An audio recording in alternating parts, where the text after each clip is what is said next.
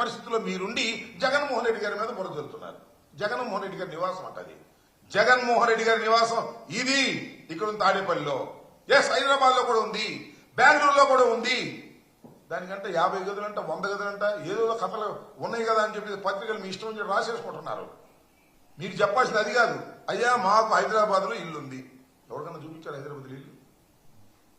ఇంతవరకు చంద్రబాబు నాయుడు గారు ఇల్లు కట్టుకున్న ఇల్లు హైదరాబాద్ లో ఎవరికైనా చూపించారా?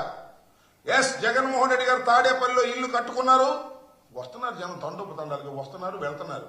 ఇవాళే కాదు, ప్రారంభించిన రోజు కూడా వందలాది మంది కార్యకర్తలను పిలిచి ఇక్కడ ప్రారంభోత్సవం చేశాం. ఏమండి చంద్రబాబు నాయుడు గారు హైదరాబాద్ లో మీరు ఇల్లు కట్టుకున్నారు కదా, ఎవరికన్నా భోజనం పెట్టారండి హైదరాబాద్ లో ఇంటికి పిలిచి? అసలు హైదరాబాద్ ఇల్లు ఏంటో చూపించారా? హైదరాబాద్ లో ఎంత విలాసవంతమైనటువంటి రాష్ట్రమైనటువంటి ఇల్లు కట్టుకుని మీరు దాన్ని ఇవాళ జగన్మోహన్ రెడ్డి గారిని విమర్శిస్తున్నారు. ఎస్, జగన్మోహన్ రెడ్డి గారు ఎక్కడా కూడా క్విట్ ప్రోకోలో ఇల్లు తీసుకోలేదని మనం చేస్తున్నా. జగన్మోహన్ రెడ్డి గారు తాతగారి దగ్గర నుంచి ఆస్తులున్నాయి. వారు చక్కని ఇల్లు కట్టుకునేటువంటి లక్షణం వారికి ఉంది. హైదరాబాద్ లో ఇల్లుంది, బెంగళూరులో ఇల్లుంది. ఇవన్నీ ఉన్నమాట వాస్తవం. ఏమైనా రాష్ట్రం ఏమన్నాను? ఏదో మీరు కాజేసినట్టుగా మీరు మాట్లాడేటువంటి పరిస్థితులు చేస్తున్నారు. చివరికి ఒక అక్రమ నిర్మాణంలో నివసిస్తున్నటువంటి నారా చంద్రబాబు నాయుడు గారు ఈ విధంగా మాట్లాడడం సరైనటువంటి పద్ధతి కాదు. లింగమైన వారి ఆస్తిని క్విట్ ప్రోకోలో కొట్టేసినటువంటి మీరు ఇవాళ జగన్మోహన్ రెడ్డి గారి గురించి మాట్లాడడం అనేది సమంజసమైనటువంటి అంశం కాదని కూడా ఈ సందర్భంగా నేను చెప్పదలుచుకున్నాను. విశాఖ ప్లాంట్ గురించి మాట్లాడవలసిన మీరు విశాఖ ప్లాంట్ గురించి మాట్లాడరు, దాన్ని పరిష్కారం చేయరు. పరిష్కారం చేయకుండా సమస్యలన్నీ కూడా పక్కన పేరుకుపోయి ఇవాళ మీరు బాతాకానీగా కబుర్లు మాట్లాడుకున్నట్టుగా మీకున్నటువంటి పత్రికల్లో పెద్ద పెద్ద హెడ్డింగ్లు పెట్టి ఆ హెడ్డింగ్లో మీరు రాసుకునేటువంటి పరిస్థితికి మీరు దిగజారిపోయే వాళ్ళ రాజకీయాలు చేస్తున్నారు.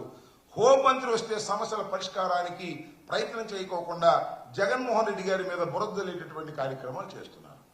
మాకు ఉన్న సమాచారాలు మాకు ఉన్నాయి, మీకే కాదు, మాకు సమాచారాలు ఉంటాయి. ఆయన ప్రెస్ మీట్ పెట్టి మాట్లాడలా. మీరు ఏం మాట్లాడారో మాకు కూడా తెలుసు, మాకు సమాచారం ఉంది. ఏం మాట్లాడారు మీకు తెలుసు కదా. పవన్ కళ్యాణ్ గారిని ఉప ముఖ్యమంత్రిగా చేయమని బీజేపీ కోరింది, అమిత్ షా గారు కోరారు. దాని మీద మీరు గత్యంతరం లేని పరిస్థితుల్లో ఉప ముఖ్యమంత్రిగా పవన్ కళ్యాణ్ గారిని పెట్టారు. ఇవాళ మీరేం చేస్తున్నారు? ఉప ముఖ్యమంత్రిగానంట పవన్ కళ్యాణ్ గారు ఒక పక్కన ఉంటే రెండో పక్కన ఆయన కుమారుణ్ణి తెచ్చుకోవాలనే ప్రయత్నం చేస్తున్నారు. మీ ఇష్టం తెచ్చుకొని మాకేం అభ్యంతరం లేదు, కూటమి ప్రభుత్వం కదా, మీరు తెచ్చుకోవచ్చు. మీరు ఎవరినైనా తెచ్చుకున్నారు ఆయన మంత్రిగా, మీరు ఎవరినైనా తెచ్చుకున్నారు ఆయన మంగళగిరికి. దీన్ని అమిత్ షా గారిని మీరు అడిగారంట. అమిత్ షా గారు ఏ మాట చెప్పాడో మాకు తెలుసు. ఏం మాట చెప్పాడు? ఏమండి చంద్రబాబు నాయుడు గారు, మీ ఓడిని కాస్త కంట్రోల్లో ఉండమనయ్యా, ఎక్కడ పడితే అక్కడ ఏళ్లు పెడుతున్నాడు, ప్రభుత్వానికి చెడ్డ పేరు వస్తుంది, ఉప ముఖ్యమంత్రి లేదు, ముఖ్యమంత్రి లేదు, కాస్త ఆగండి, మీ స్పీడ్ తగ్గించండి, మీ అబ్బాయి స్పీడ్ తగ్గించండి, మీ అబ్బాయి ఎక్కడ పడితే అక్కడ వసూలు కార్యక్రమాల్లో నిమగ్నమైపోయి ఉన్నాడు, కాస్త జాగ్రత్త చేసుకో నాయనా అని ఒక మంచి సలహా ఇచ్చాయంట. ఆ సలహాని బయటకు రాకోకుండా మీరు ఇవాళ ఇలాంటి పుంకాలు కథలు జగన్మోహన్ రెడ్డి గారి నివాసాల మీద వాటి మీద వీటి మీద రాసేటటువంటి ప్రయత్నం చేయడం అనేది ఒక దిగజారిపోయినటువంటి వ్యవహారాలు మీరు చేస్తున్నారు.